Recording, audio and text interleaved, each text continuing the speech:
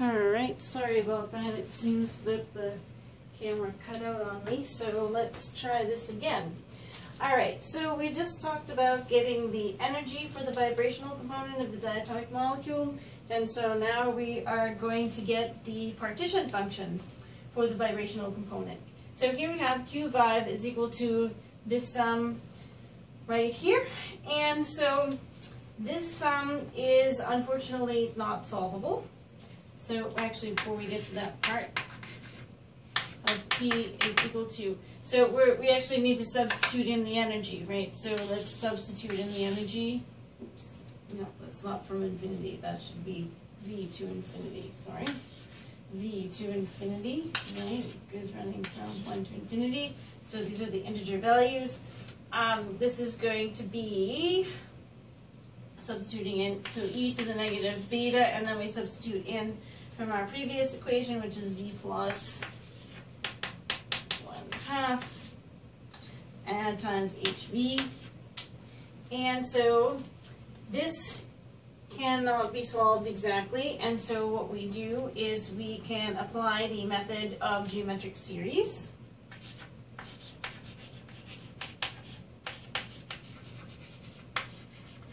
Right, and so the solution to a geometric series has already been worked out by the mathematicians, so we can use their solution.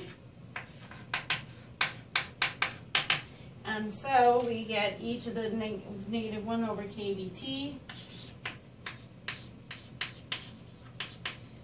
times hv over 2 divided by 1 minus e to the negative 1 over kBt times hv over 2, hv over 2, like that.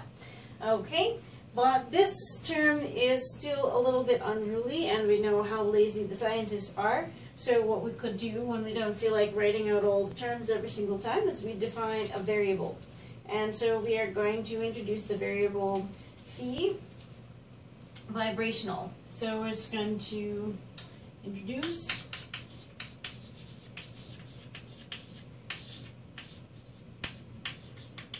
and that's going to be defined to be equal to hv over kb.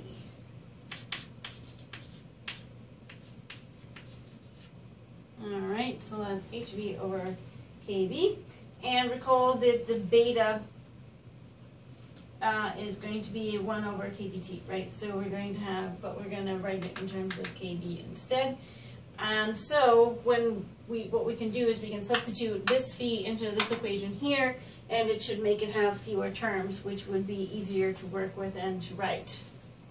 So when we do that, so I'm going to leave this equation down here, and we'll write our new equation up top.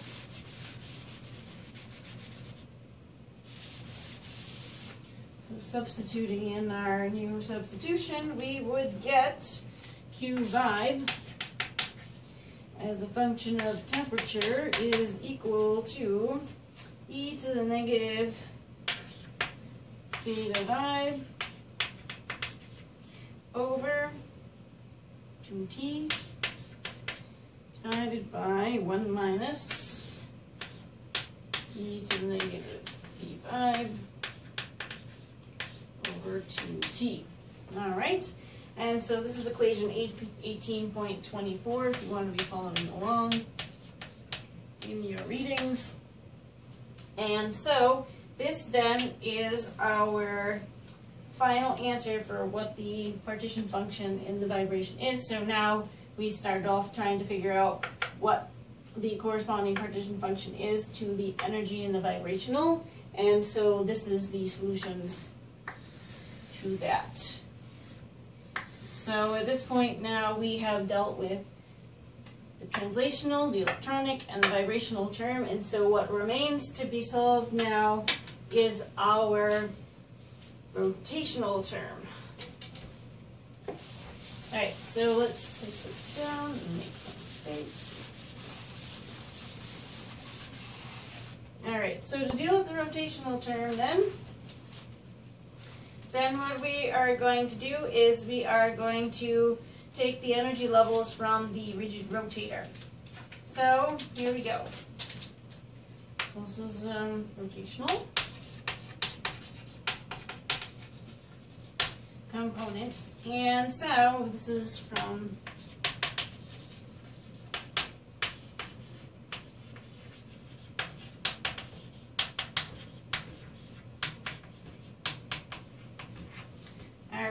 and so, just in case you haven't done the quantum mechanics part, if you wish to read up on this, you can find information about this in section 5.8.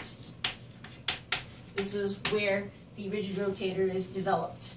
And so we have the EJ. So basically we're just going to take the solution that we got from solving the rigid rotator, and we're going to use those solutions to solve this equation. Alright, so J over J plus 1 times 2I. Now, the J is going to be the quantized value, so J is going to run from 0, 1, 2, all the way up to infinity, and the I is going to be the moment of inertia.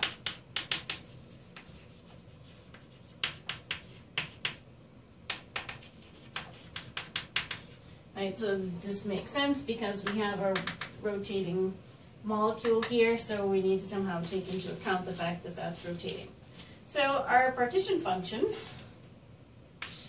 so Q is going to be, again, a function of the temperature, and this is going to equal a sum, and the sum is going to run from J equals 0 up to infinity of 2J plus 1 times e to the negative beta h squared, so beta h bar squared times j plus 1. Okay, so now what we're doing is we're substituting in the energy. This energy here is going to be substituted in over here. So this is equal to j times j plus 1 j plus 1 over 2I. Okay, so that's where that came in. And so, now we are going to have, so this part right here, this represents the rotational degeneracy, so we should just note that. This is rotational.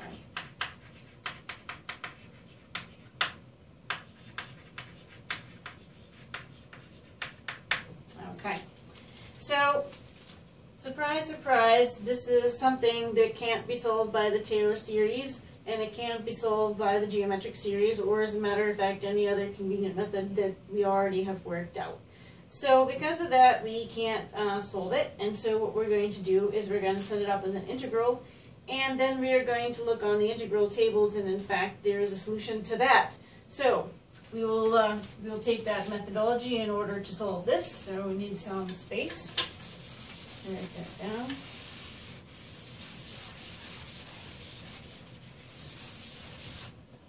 So what do we do? So we're going to write the sum as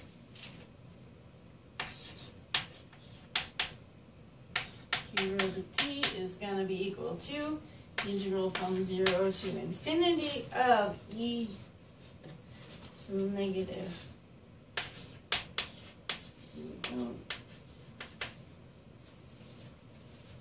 x over t. This oops, x over t dx. And so we apply the integral tables.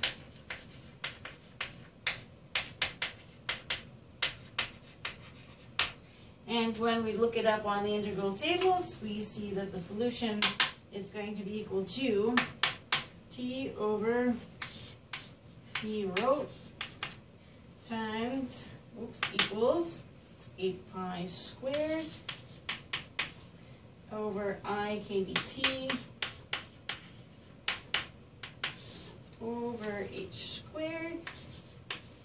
And this is for some specific conditions. This is for the rotational value is going to be very much less than the temperature.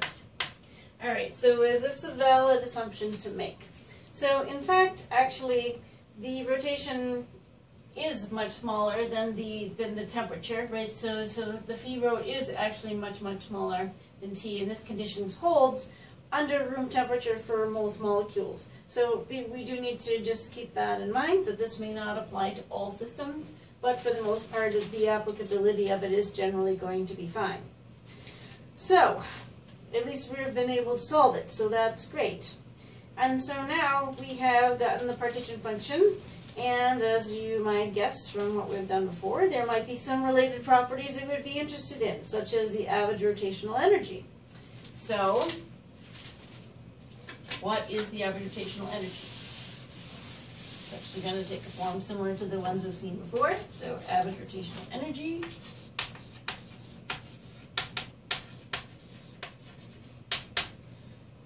rotational energy is going to be given by square brackets, E rho is going to be equal to NkVT times dlnq. Okay, and it's little q because we are talking about one of the components of the total, right? So there's 4 components, not that one squared. And this is going to be just like this, which is equal to nkVT. And so this is the this is one result, nkVT. And then we also have the molar heat capacity.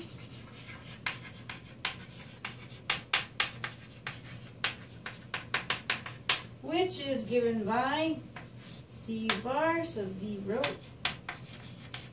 is equal to R under these conditions. So the bar up here indicates that this is the molar heat capacity. That means that it's for 1 mole of gas. And so V indicates that it's going to be from the constant volume. And this rho here means that we're talking about the rotational component of this quantity, because we could have heat capacity having other components as well. Alright, so then the rotational partition function can also take into account symmetry. So the next thing we're going to do now is we're going to look at how we could introduce symmetry.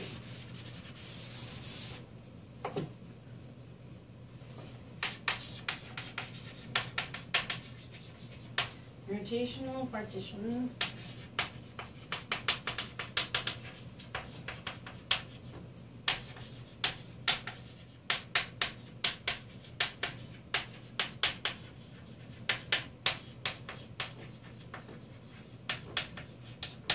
Alright, so then let us remember about our rotation. So when you have a linear molecule like this, the molecule can rotate about its center. And if we go like this, then that means there's a twofold rotation. So this would then be, the sigma is going to be equal to 2. So the sigma is telling how many times you can rotate the molecule. Then we can also have molecule with threefold symmetry, right? So then the molecule would rotate 3 times, so we'd have sigma equals 3. And then if we had a square planar molecule like this, the sigma would be equal to 4 and so forth. So you get the idea. So you talk about how many times you would rotate the molecule to bring it back. And so then in order to take the symmetry into account, we have that the partition function rotational as a function of T is given by the temperature over the sigma, which takes into account the symmetry and this phi rho value. And so that's how we take that into account. So now let's zoom out for a moment and think about what we've talked about. So in the diatomic ideal gas, we have talked about the energy having 4 different components, 2 of which we had seen from the monatomic gas and 2 of which are new for the diatomic ideal gas. The new ones are the rotational and the vibrational. So what we have done now is we've modified the 2 which we already knew what they were, and then we derived what the